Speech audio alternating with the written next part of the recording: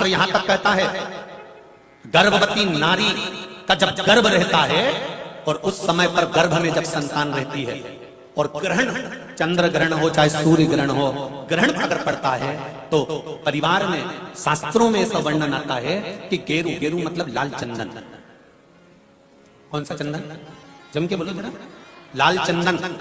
ये गेरू तो बाद में आप लोगों ने उधर पे लगाना चालू करा, पर नियम यह है कि गर्भ में अगर बच्चा रहता है तो ग्रहण पड़ता है, चंद्र ग्रहण पड़े, सूर्य ग्रहण पड़े, तो जो नारी का गर्भ रहता है, भले वो 3 महीने का हो, 2 महीने का हो, 1 महीने का हो, 8 महीने का हो, 9 महीने का हो, 10 महीने का, नारी का अगर गर्भ है तो बुजुर्ग लोग भी कहते हैं, उनको ये भले नहीं मालूम होगा कि क्यों गेरू लगाते। गेरू नहीं, लाल चंदन की 3 रेखा नारी को अपने पेट पर खींच लेना चाहिए। क्या होता है तो कहा, बच्चा विपरीत पैदा नहीं होता, बच्चा स्वतंत्र स्वस्थ अच्छा पैदा होता है, सुखी पैदा।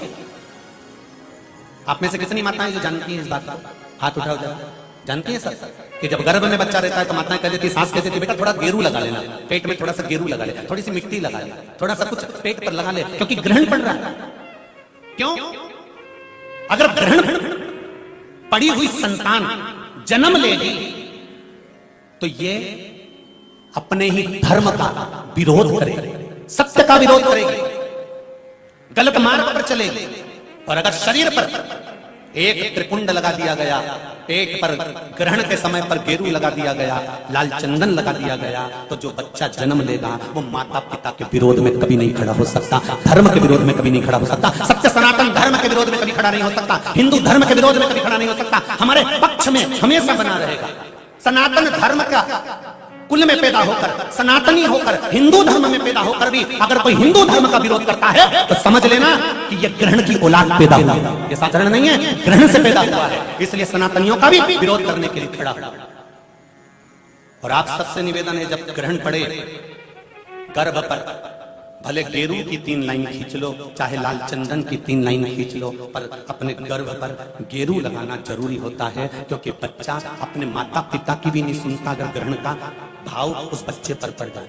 अगर माता पिता को अपनी सेवा करवाना है तो गर्भस्थ बालक को जब ग्रहण पड़े तो शरीर पर थोड़ा सा त्रिपुंड लगा लेना चाहिए। क्यों? क्योंकि बुजुर्ग माँ बाप की जिंदगी खराब नहीं हो। कई बेटे ऐसे होते हैं माता पिता को नहीं गिनते, कई बेटे ऐसे होते हैं माँ बाप को 2 रोटी नहीं देते, वृद्धाश्रम में छोड़ आते हैं। समझ लो कि ये ग्रहण के पैदा बुजुर्ग माताएं बहुत पहले से कहती आई हैं, शायद यहाँ पे भी जितनी बुजुर्ग माताएं बैठी होंगी वो जानती होंगी। 9 महीने में, नारी के गर्भ में जब 9 महीने बच्चा रहता है तो कोई 1 महीना ऐसा होता है जिस महीने में बुजुर्ग माताएं कहती है कि नदी नाले मत नहाना। बोलो सही है कि गलत है? अरे जम के बोलो जी जी सही है। 1 महीना ऐसा होता है, वो 7वां हो कि 6ठा हो कि 8वां हो, जो आपके स्मरण में होगा। कई माताएं कहती हैं और बुजुर्ग माताएं कहती हैं तो बहुओं को लगता है ऐसा कोई होता है, ये तो ढोंग प्रपंच है, ये तो ढकोसला होगा, ये तो ढोंग होगा। पर उसका प्रसंग, कई बहुओं ने माताओं से कहा होगा ऐसा कोई होता है क्या कि मैं मायके नहीं जाऊं और ये वाले महीना, 1 महीना 9 महीने में 1 महीना मेरी माताओं के गर्भ के समय का ऐसा होता है कि जिस महीने में बुजुर्ग माताएं कह देती है कि इस महीने में तुम नदी नाले मत लांगो, अपने घर में रहो, स्वस्थ रहो, ना कहीं जाना ना कहीं आना। डॉक्टर को दिखाने जाना हो तो चले जाओ, मना नहीं, पर नदी नाले लांग कर मत जाना, इधर हो तो चले जाओ। बुजुर्ग माताएं कहती हैं। अब इन बुजुर्ग माताओं को किसने बताया ये कि नदी नाले मत नांगना? वो प्रसंग यीशु महापुराण की तर्पण, जो शिव पुराण की कथा आप सुन रहे हो, वो प्रसंग यहां मिलता है कि स्वधा तप कर रही है और उसके तप करते समय वो अपने बच्चों को जन्म देने वाली है, और उस समय पर यमराज की धर्मपत्नी धुमोरना समझाने के लिए आती है। 1 महीना लगता है धुमोरना को स्वधा को समझाने के लिए। इसलिए हमारे यहाँ पर बुजुर्ग माता कहती है कि इस महीने में तो नदी नाले मत नांगना, क्योंकि यम की पत्नी आई है। जब गर्भस्थ बच्चा रहता है, जब गर्भ में संतान रहती है, गर्भ में जब औलाद रहती है, गर्भ में जब संतान रहती है, तो नारी के 9 महीने में से 1 महीना ऐसा निकलता है, बच्चा पूरी तरह से स्वस्थ होगा, धड़कन भी होगी, सब कुछ होगा, तुम भी अच्छे रहोगे, पर 9 महीने में 1 महीना कष्ट का तो जाता ही है, ये निश्चित है। क्यों? क्योंकि उस समय पर स्वधा के पास में धुमोरना यमराज की पत्नी आकर बैठी थी, जिस समय पर स्वधा अपने बच्चों को प्रकट कर रही थी, तब उस समय पर धुमोरना आकर विराजमान हो गई, यमराज की पत्नी आकर विराजमान। अब नई नई बहुएं तो इस बात पर विश्वास नहीं करती हैं, पर मुझे आश्चर्य इस बात का होता है कि बुजुर्ग माताएं कितनी विद्वान होगी पुराने समय की कि उनको शिव महापुराण की ये संवाद धुमोरना का, यमराज की पत्नी का किसने सुना होगा।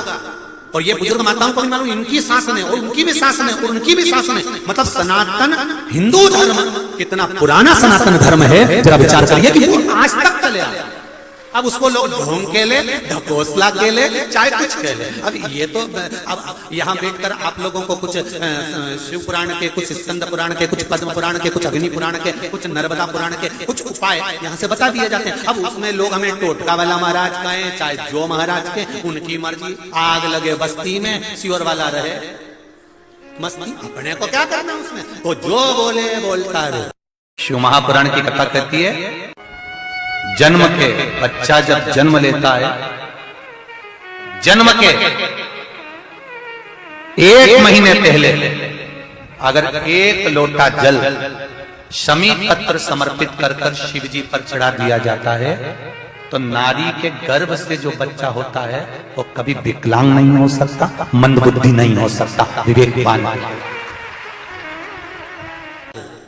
नारी के गर्भ में संतान है, नारी के गर्भ में संतान। और एक बात और स्मरण रहे, नारी अगर गर्भस्थ बच्चा है और नारी को ऐसा लग रहा है कि ये जरूर कुछ परेशानी, कुछ कष्ट जीवन में आने वाला है, हो सकता है मेरे बच्चे को, शंका जो होती है उस समय पर भी स्वधा का स्मरण मूल हो जाता है, स्वधा का स्मरण। हम तो कहेंगे, कई लोगों ने भ्रम पैदा कर रखा है, कई लोगों ने भ्रम पैदा कर रखा है। कई महाराज लोग कह देते हैं कि जब गर्भ से नारी रहे तब शंकर भगवान को ना छुए, शिवलिंग का स्पर्श ना करे, शंकर जी को छुए नहीं। ना जाने कौन से महाराज ने कह दिया, एक आध बार मिल जाए तो पकड़ के सियोर लिया जिसने कहा। जब शिव महापुराण की कथा कर रही है, अकाल मृत्यु वो मरे जो काम करे चंडाल का, और काल उसका क्या बिगाड़े जो भक्त हो महाकाल का। जो शंकर का उपासक होता है, शंकर का स्पर्श करता है, शिवलिंग का मात्र स्मरण, केवल स्मरण, केवल स्पर्श करता है, तो कहा उसके कौटि कौटि पाप छिन्न हो जाता है। तो गर्भस्थ नारी, अरे भाई लिंगायत संप्रदाय का वर्णन हिंगोली से करा था, परली से करा था कि लिंगायत संप्रदाय में शिवलिंग को मानते हैं। बच्चा गर्भ से जन्म लेता है, मां जब तक बच्चे को दूध नहीं पिलाती, जब तक उसका गुरु मंत्र नहीं हो जाता, उसको लिंगायत संप्रदाय के संत आकर जब तक गुरु मंत्र नहीं दे देते तब तक नारी उसको दूध तक नहीं पिलाती। यहां तक वर्णन, विचार करिए जरा। तो फिर कौन ने कह दिया कि शंकर भगवान के शिवलिंग को छूना नहीं चाहिए, गर्भवती नारी को स्पर्श नहीं करना चाहिए? और कौन सी पुराण में लिखा है, कौन से शास्त्र में लिखा है? यहां शास्त्र कह रहा है, शिव महापुराण, स्कंद पुराण, लिंग पुराण, नर्मदा पुराण, पद्म पुराण वर्णन करती है। आप दिल से, हृदय से, चित्त से शंकर भगवान की आराधना कर सकते हो। हाँ, नारी अगर गर्भस्थ बालक है और उसको चिंता है, बहुत टेंशन है, और उसके साथ शिव की आराधना कर रही है, तो बाबा के ऊपर एक बेलपत्र भी अगर वो चढ़ा रही है चावल के दाने के साथ, तो ये निश्चित है कि स्वधा उसके गर्भ की रक्षा करती है और बच्चा समाप्त नहीं हो सकता, ये निश्चित है। स्वधा